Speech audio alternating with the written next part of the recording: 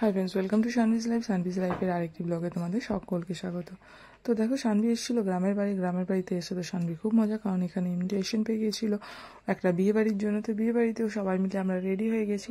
শানভির জেঠু, জেঠিমা, দাদা, দাদাই, ঠাকুমা, আমরা সবাই মিলে বিয়ে বাড়ির জন্য রেডি হয়ে গেছি। তো বিয়ে বাড়িটা বেশি দূরে ছিল না, একদম পায়ে হাঁটা দূরত্ব ছিল, তাই আমরা হেঁটে হেঁটে সেখানের জন্য রওনা দিয়ে পড়েছি। তো দেখো, বিয়ে বাড়ির সামনে এসেই দেখলাম একদম দারুণ ঝলমল ঝলমল করছে লাইটে একটা গেট। তো দেখো, লাইটের গেট পেরিয়ে আমরা ভেতরে চলে এসেছি। ভেতরে এসে পরে দেখি এখানে বর বউয়ের ফটোশ্যুট হচ্ছে।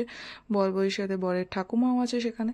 তো বরের ফটোশ্যুট দেখে পরে আমরা সামনে যাইনি, সামনে এই লাইটের সামনে দাঁড়িয়ে ফটোশ্যুট করতে বড্ড আমার বিরক্ত লাগে।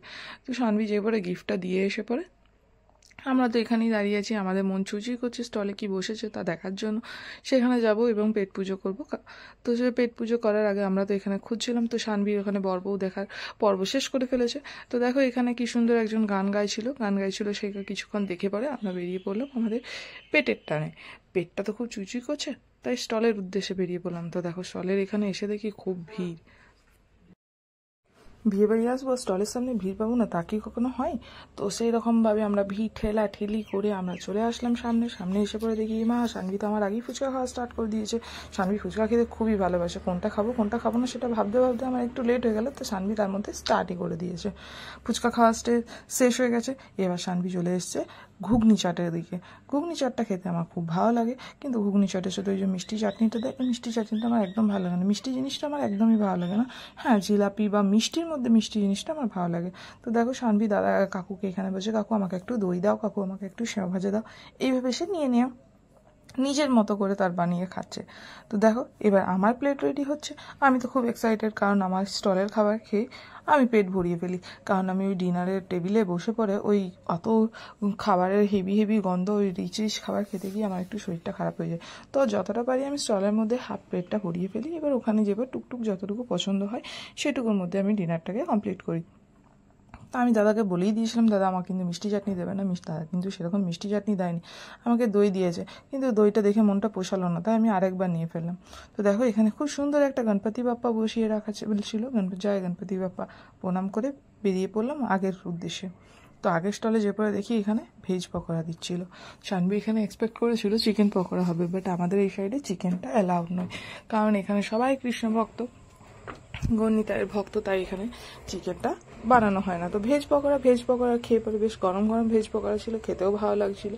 তারপরে দেখলাম পাশে দাদা বসে গরম শক্ত একদম জিলাপি ভাজছে। আমার না জিলাপি একটু বেশ শক্ত হার্ড খেতে ভালোবাসে, একদম নরম তুলতুলে এটা ভালো লাগে না। তোমাদের কার এরকম নরম তুলতুলে জিলাপি ভালো লাগে না শক্ত হার্ড টাইপের জিলাপিটা ভালো লাগে খড়খড়ে? ওটা কিন্তু আমাকে জানিও।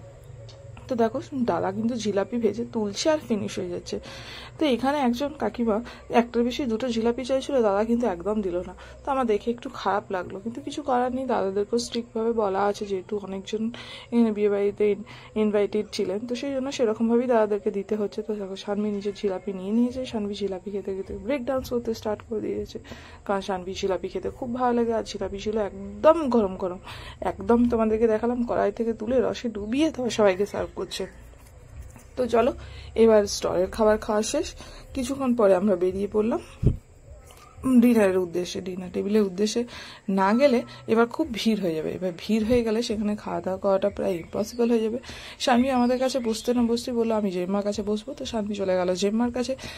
শানভি এখন যেহেতু নিজে হাতে খেতে শিখেছি, তাই আমি ওকে ছেড়ে দিলাম। তো শানভি ওখানে বসেছে, আমরা এই সাইডে বসেছি।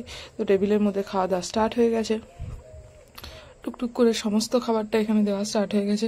প্রথমে দিয়েছিল ভেজ কাটলেটটা ঠান্ডা হয়ে গেছিল, তাই দেখে পরে আমার একটু মনটা খারাপ হয়ে গেল।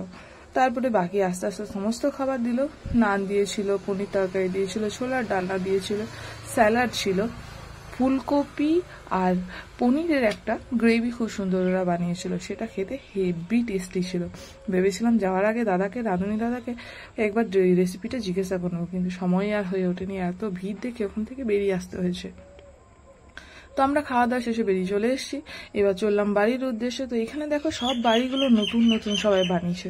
তো বাড়িগুলো এত সুন্দর দেখতে, কিন্তু রাস্তাঘাট এখনো সেইভাবে পরিষ্কার হয়নি, আর সব বাড়ি একদম কমপ্লিট হয়নি।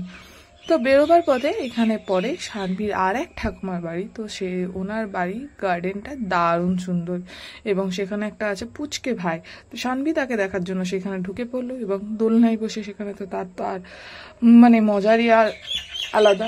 তো শানভী সেখানে মজায় বসে গেছে, যেহেতু অন্ধকার ছিল সেভাবে কিছু দেখা যাচ্ছে না, বাট শানভী এখানে বসে রাত্রেবেলাটা খুব মজা করলো। আমরা 9:30টার মধ্যে আমাদের ডিনারটা কমপ্লিট করে নিয়েছিলাম, বাট শানভী এখানে দোলনাতে দুলতে গিয়ে আর ভাইয়ের সাথে খেলতে গিয়ে অনেকটা টাইম পার করে দিয়েছে। মোটামুটি আমাদের বাড়ি যেতে 10:30 করে দিয়েছে। যদি আমরা বাসে যেতাম 9:30 থেকে 1 ঘন্টা হয়তো বাসে লাগতো না, কিন্তু হাঁটা পথের দূরত্বেই শানভী এত লেট করে দিয়েছে। তো দেখো শানভী ভাইকে চটকে ধরে আদর করছে এবং সেখানে ও বসে আছে, শানভীর বাবিও বসে আছে যদি ও ভাইকে ফেলে দেয়, এবং ভাই একদম খুদে ছোট্ট বেবি একদম। আর ভাই কিন্তু খুব এনজয় করছে, দিদির সাথে খেলতেও এনজয় করছে ও কিন্তু দিদি। তো শানভী এনজয় করতে থাকুক, আবার দেখা হচ্ছে তোমাদের সাথে পরে ভিডিওতে। বিয়েবাড়ির ভিডিও তো আরো আসবেই আসবে। টাটা।